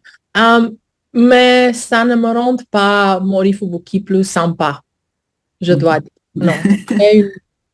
Non. Mais oui, mais malgré tout, Laura, est-ce que tu ne lui trouves pas des excuses à Fubuki? Non, pas du tout. Il n'a pas d'excuse de traiter, d'humilier une autre personne. Probablement, je ne sais pas, probablement je me suis, probablement je suis habituée à la culture de travail canadienne, qui est aussi un plus perfide mais pas dans ton face, mais pas comme ça. Il n'y a pas de choses comme ça, d'humilier une personne. Pour moi, la culture, oui, je comprends que ça, c'était une satire, mais pour moi, c'était très difficilement à comprendre. Par exemple, si dans la compagnie, si je serais Fubuki ou si j'étais Fubuki, si j'observe que mon collègue est doué pour une certaine chose parce qu'elle a préparé la rapport sur le produit laitier, je fais des efforts pour redirectionner mon collègue vers cette direction. Mais Amélie a fini son contrat avec cette compagnie, avec Yumimoto, oui, par nettoyer les toilettes. Donc, non. Je ne peux, probablement, je ne comprends quelque chose, probablement, mais pour moi, c'est que c'est... Mais je dépends en commun avec l'ogre. Tu as des points communs avec lui? Oui. On ne voit pas. On ne voit pas. C'est du chocolat blanc? Oui, du chocolat blanc avec du matcha. Oui. Toi aussi, tu manges du chocolat de Mars. Oui, exactement. C'est vrai, c'est exactement ce dont je n'ai pas en commun avec l'ogre. Avec Monsieur Omoshi, avec l'ogre. Je ne le refuserai pas. S'il m'offrait de chocolat, oui. Je dirais oui tout de suite. Ta gourmandise te perdra, Laura. Ta gourmandise te perdra. Attention. Oui. Merci beaucoup à toi. Merci. Et donc, j'ai juste rajouté quelques mots de vocabulaire dans le chat. Merci à toi. Alors, Thomas, on t'écoute. Alors, Laura, tu vas manger tout un rang de chocolat ou seulement une latte? Ça me semble... Il me semble peut-être... Un carré, c'est impossible, en tout cas. Ne manger qu'un carré quand on parle de chocolat, c'est impossible. Tout à fait. Tu as absolument raison là. C'est insuffisant. Un rang, c'est raisonnable, je crois. Un rang. Mais j'ai une certaine sympathie aussi pour M. Omoshi. Je crois qu'il a vraiment un sens de humour. Il a éclaté de rire, n'est-ce pas, après Amélie a produit le Laos. Je suis venu ici pour dire que je suis monsieur, etc. Là. Il a bien compris la situation, je crois, à ces moments. Mais le mot de Fubuki, à la fin de ce roman, c'est très intéressant. Elle a publié son premier roman. Son premier roman n'était pas Stupeur et tremblement, c'était Hygiène et l'assassin. Et le mot de Fubuki est venu après la publication de son premier roman, pas après la publication de Stupeur et tremblement, qui était, je crois, 1994. 99, oui, je crois, quelque chose comme ça. Tu as raison. Et là, on aimerait bien connaître la réaction de Fubuki. Oui, exactement. Je crois que ça va changer un peu. Mais à ce moment, j'imagine que Fubuki se fiait, a vu l'avantage de dire, elle a connu, elle était la supérieure de Amélie Nothomb. Elle a vu le roman a été publié. Elle est consciente de l'hierarchie supérieure, était sympathique avec Amélie Nothomb. Elle a fait une erreur dans ce traitement un peu sadique, très sadique. Elle s'est peut-être parler aux autres. Je connais bien Amélie Nothomb. Elle a vu son avantage là, et c'est peut-être ça la raison. Mais ce qui me frappe ici, c'est le fait qu'il y a auparavant un jeu de mots concernant Mori. Alors, la femme est vraiment, probablement, s'appelle Mori. Et en ce qui concerne Fubuki, Akio, peut nous informer ici, ça c'est l'orage de neige, c'est la tempête de neige, n'est-ce pas? Alors, on a un indice ici, Fubuki Mori, on n'a pas changé. Mais Amélie, le père d'Amélie, a donné la consigne de ne pas déranger les relations belge-nippon. Et aussi, il a la pistonné, je crois, dans cette organisation. Certainement. bien sûr, elle a changé le nom de l'organisation, mais c'est difficile de changer le nom de Fubuki Mori parce que l'autre côté, c'est la tempête de neige, l'autre côté, c'est le jeu de mots concernant Memento Mori. Alors, elle a révélé le nom. Et ça, c'est très extrême. Alors, je doute maintenant si Fubuki Mori est très contente de ça. Mais moi, je pense qu'elle a inventé tous les noms. Ouais, Exprès. Exprès, mais... Pour pouvoir faire les jeux de mots. Oui, exactement. Mais quand même, après avoir dit, ça me souvient de Memento Mori, et Fubuki, c'est le orage de neige. C'est difficile d'inventer toute l'histoire comme ça. Oui, mais tu sais, Amélie Nothomb, elle est extrêmement créative et elle a aussi une culture profonde, une grande culture littéraire. J'imagine qu'un avocat lui aurait fortement déconseillé d'utiliser le vrai nom de Fubuki. Et comme tu dis, elle a suivi la consigne paternelle de ne pas faire de vagues. Et ne pas faire de vagues, je pense que ça inclut le fait de changer tous les noms. Et aussi de changer le nom de Yumimoto, mais il y a une entreprise au Japon qui a presque le même nom, qui sont concernés avec les Allemands. C'est pas difficile de faire l'adoption de ces idées-là. Tu as trouvé. Alors, j'aime beaucoup ce livre et tous les livres d'Amélie Nothomb. Il y a des livres mieux que d'autres, mais ça, c'était très bon, je crois. Si tu peux être bon. Ça semble être un peu comme le diable habillé en Prada. C'est le même thème. L'idée d'être le sadisme dans un organisme très hiérarchique. Dans une organisation très hiérarchique. C'est le même thème. Une jeune femme entre dans l'organisation et un peu supprimée dans ses idées. Et puis, il y a une sorte de résolution. Et je crois qu'on va produire un deuxième film, sequel, au diable habillé en Prada. Et ça peut être très intéressant de voir l'évolution de ces idées-là. De hiérarchie et de... Merci beaucoup, Thomas. Merci à toi. Sandra, bienvenue à toi, on t'écoute. Qu'as-tu pensé de cet ouvrage? Alors, le livre m'appelait beaucoup, et j'ai ri, et je l'ai trouvé très amusant.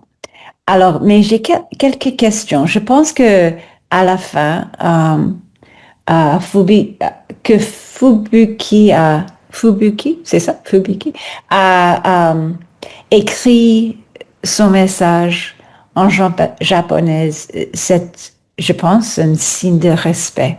Mais ça me fait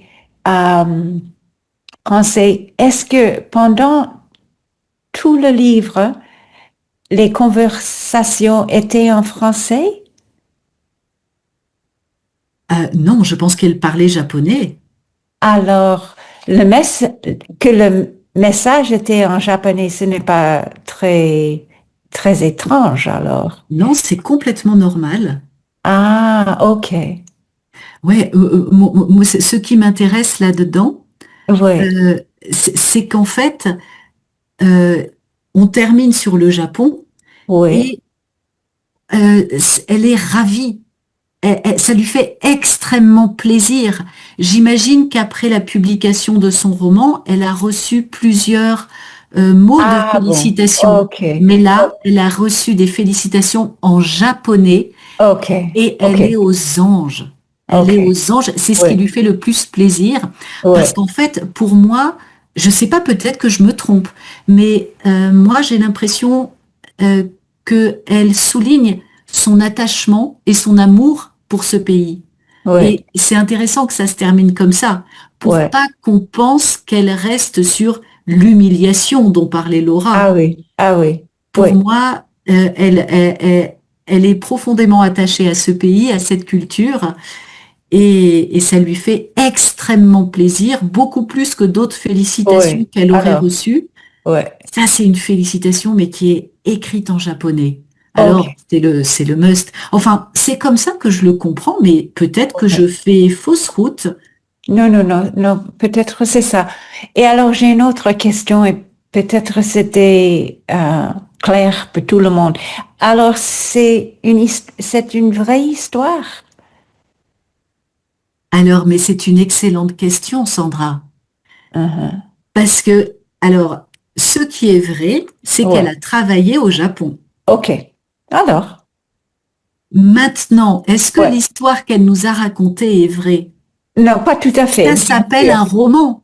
Ah oui, Ça oui, et s'appelle un c'est roman. vraiment. Donc, Mais il y avait peut-être les choses qui sont pareilles de son expérience. bien sûr. Elle s'est bien sûr nourrie de tout ce qu'elle a vécu pour écrire ce roman. Euh, Est-ce que réellement elle a terminé Dame Pipi dans une entreprise japonaise? Ouais, ouais. J'en doute, Moi aussi. j'en doute. Oui, Mais en revanche, est-ce qu'elle a ouais, connu ouais, voilà, des déconvenues parce qu'elle voulait ouais, faire telle chose, mais finalement, voilà, ça c'est très certainement vrai. Mais je ne sais pas en fait, hein. ouais, Est-ce qu'elle a réellement terminé Dame Pipi? ouais. Tu vois, c'est un roman. C'est un Ouais, roman. ouais, Donc c'est bien ça qui est sûr. génial avec les Ouais, écrivains. ouais, Les ouais. écrivains sont des personnes qu'il ne faut jamais croire, Mhm. hein, parce qu'ils ont un talent et une imagination Ouais, féconde. ouais, Et en tout cas, elle nous embarque dans son histoire. Elle ouais. la raconte de façon très drôle. C'est basé sur une histoire vraie. C'est basé sur sa vie. Ok, Mais ok. quel est le pourcentage Oui, bien sûr.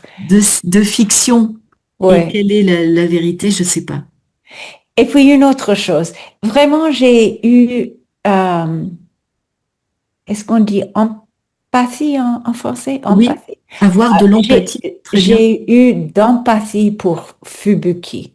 Elle est quelqu'un qui est dur et ce qu'elle a fait à Amélie, c'était terrible, mais quand même, elle était la seule femme et ce n'est pas que ses supérieurs étaient gentils avec elle. Et alors, Mhm. elle est une personnage complexe, je pense. Mais bien sûr, c'est vrai, hein, Laura est très dure avec elle.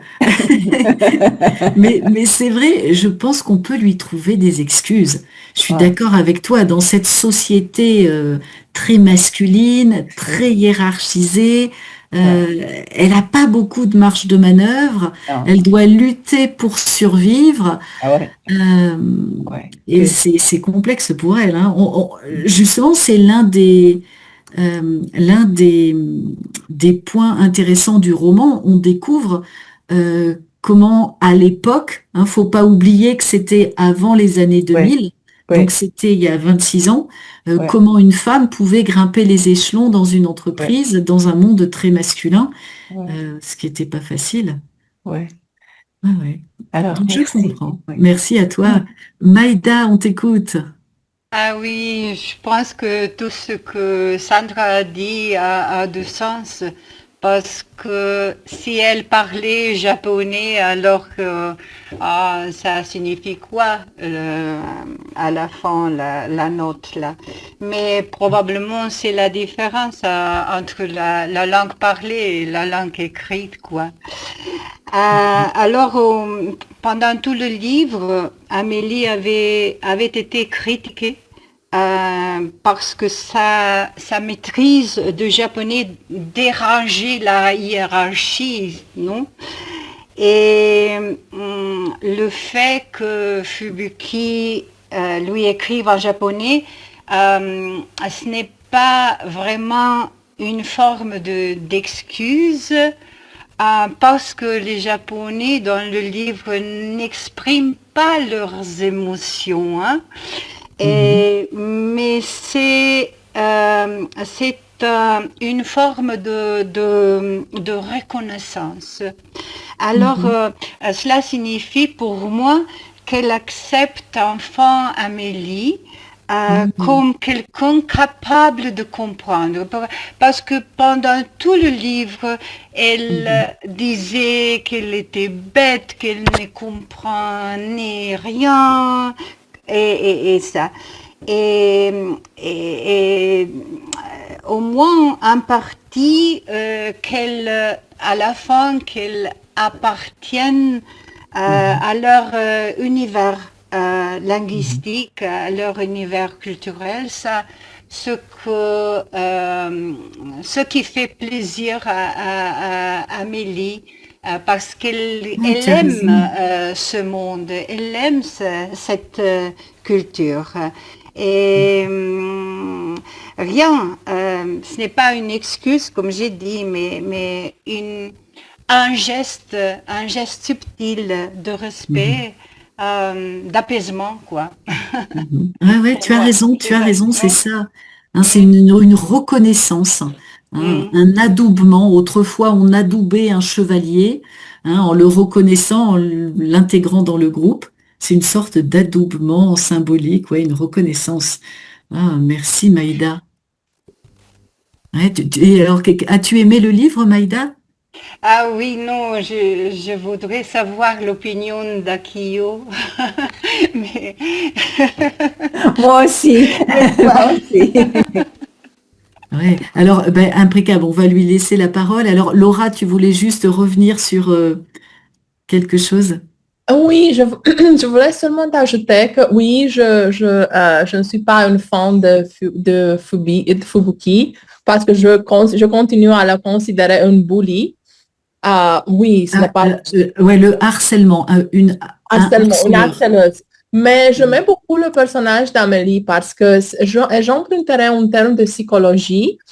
Et je pense qu'elle était sous-manifestée. J'aimais beaucoup les commentaires, le dialogue qu'elle avait avec elle-même, pardon. J'aimais beaucoup cette, les références culturelles, les références religieuses. Parce que j'aime beaucoup les gens qui sont très calmes et qui, en apparence, n'ont pas beaucoup à dire, mais qui ont une vie intérieure très profonde. Je les aime beaucoup. Et pour moi, Amélie, c'était un personnage comme ça, de ce genre. C'est ça. Elle a énormément de répartie et elle n'a pas sa langue dans sa poche, donc elle est très, très drôle. Et c'est vrai que c'est un personnage un peu excentrique. Si tu t'intéresses à sa vie, la façon dont elle apparaît en public, elle est toujours habillée en noir, elle a souvent un chapeau, elle aime boire du champagne, elle a des habitudes alimentaires très très étranges. C'est une femme intéressante, en effet. Oui, je pensais, c'est la dernière chose, je pensais parce que souvent on passe avec indifférence vers les gens qui nettoient les toilettes, qui font les choses comme ça. Oui. Mais oui, ils ont... et c'était, j'ai vu un film japonais il y a 2 ans. Il s'appelait Une journée parfaite, pardon. Oui, oui. C'était un film merveilleux. C'était aussi la vie d'un personnage, d'un homme qui nettoyait les toilettes dans Tokyo et qui avait une vie intérieure fascinante. Oui. Ouais, mais tu as complètement raison d'en parler. C'est important pour reconnaître ces personnes-là et tu as raison. Souvent, on ne leur jette pas un regard. Hein, on les traite avec énormément d'indifférence. Et alors que voilà, on peut passer à côté d'Amélie Nothomb, on peut passer à côté de gens intéressants. Et oui, j'avais entendu parler du film dont tu nous as parlé. Je vous mets un article dans le chat, je l'ai pas vu, mais j'avais lu des critiques élogieuses. Donc c'est un comédien, hein, qui a dû apprendre à nettoyer des toilettes du coup.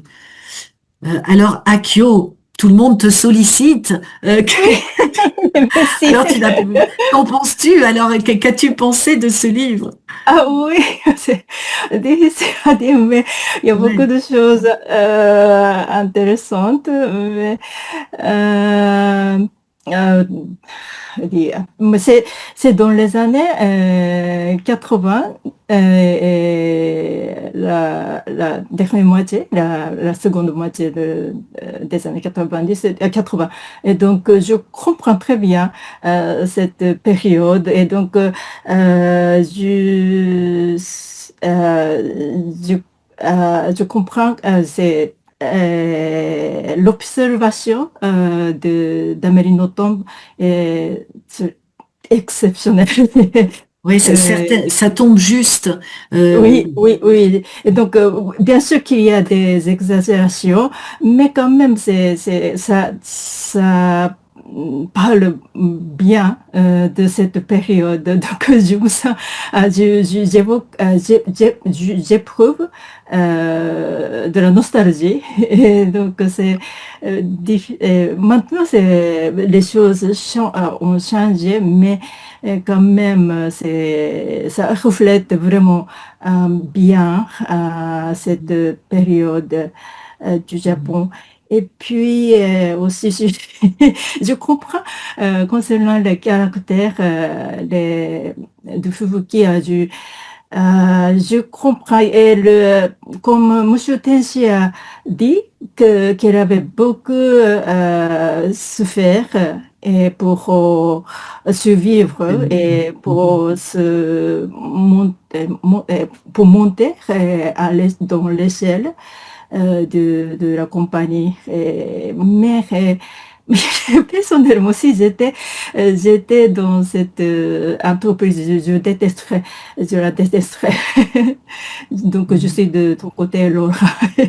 Mais quand même, oui. Mais finalement, je pense à la fin du roman, elle a à reconnaître. Je pense qu'elle avait. Je ne pense pas que Fubuki est considéré Amélie comme d'imbécile. Et je pense qu'elle a un estime, mais elle comprenait sa capacité. Et peut-être elle a eu une certaine jalousie, et pour ça qu'elle elle l'a maltraité. Et puis c'est comme ça qu'elle a survécu dans cette entreprise.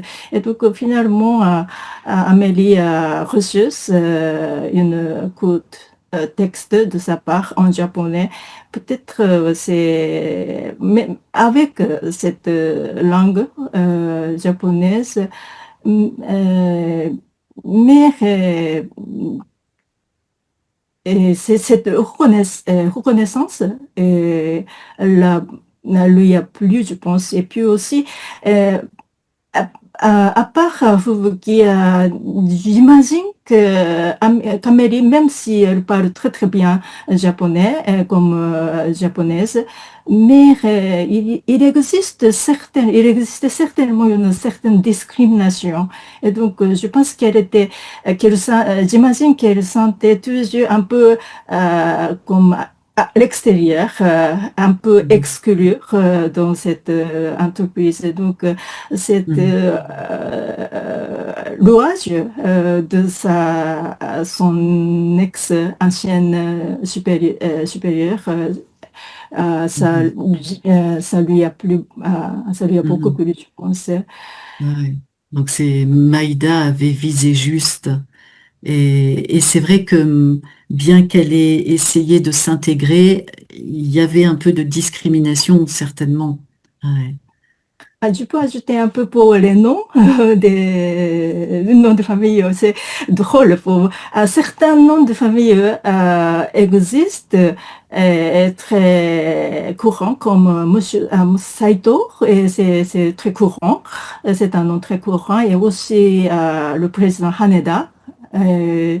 Cela existe, mais Omochi, c'est drôle, c'est vraiment drôle. S'il y a quelqu'un no et omochi, c'est rigolo. Et aussi, Monsieur Tenshi, ça n'existerait pas. Peut-être, mais ce n'est pas courant. Et puis aussi, Fubuki, Mori, ça reflète vraiment représente vraiment son caractère. Comme Fubuki, c'est la tempête de neige, donc elle est belle, mais elle est très sévère. Parfois, c'est comme une tempête. Et Mori, ça veut dire c'est la forêt. Et donc c'est aussi comme Thomas a dit que c'était Memento Mori, on a lu cette partie, mais quand même c'est aussi une forêt. Et la forêt, donc c'est on imagine, j'imagine la tempête de neige dans la forêt.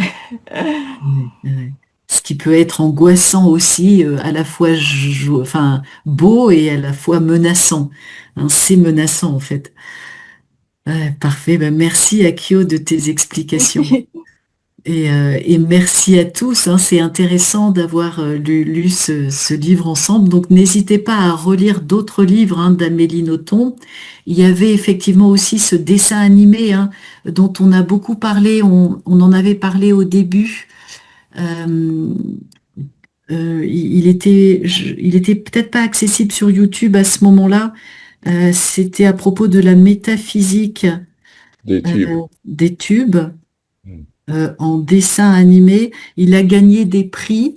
Voilà, Amélie et la métaphysique des tubes, un film de 2025. Vous le trouverez peut-être à présent sur certaines plateformes.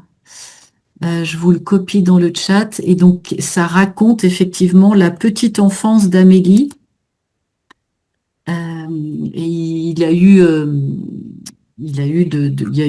bénéficié, je l'ai pas vu, mais il y a eu des bonnes critiques aussi. Amélie et la métaphysique des tubes. Oui, en ce moment, il passe sur Canal+. Mais bon, il faut avoir Canal+. Merci à tous. Et donc, la semaine prochaine, on commence avec Joël Dicker. Donc, bravo d'avoir réussi à finir le livre. Merci à tous pour votre lecture. À bientôt dans l'Académie. Bonne journée à vous. Merci. Au revoir.